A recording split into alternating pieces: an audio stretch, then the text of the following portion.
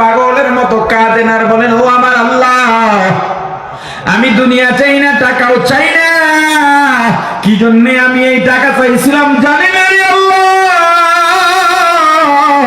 আমার টাকাও নিয়ে যান, দুনিয়ার সব নিয়ে যান, এমন যদি দরকার হয় আমাকেও নিয়ে যান রে আল্লাহ, তবু আমার বাড়ির ইটটা ফিরে দেন।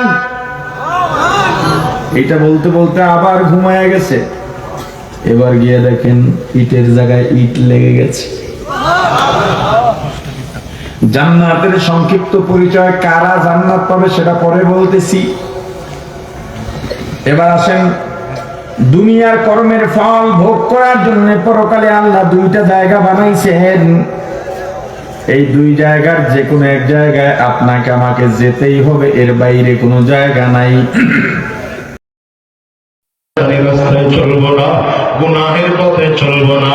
আজকের ময়দান থেকে ওয়াদা করে বিদায় হও।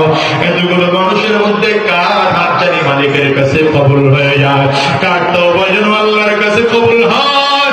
আয় আল্লাহ, দুনিয়ার সম্পদের পিছনে আর দৌড়াবো না, টাকার পিছনে দৌড়াবো না, আর ক্ষমতার পিছনে দৌড়াবো না। আয় আল্লাহ, এখন থেকে তোমার গোলাম হয়ে থাকবো। যতদিন এই জমিনের মধ্যে থাকবো, মালিকের গোলামি করব, সম্পর্কটা মালিকের সাথে করব।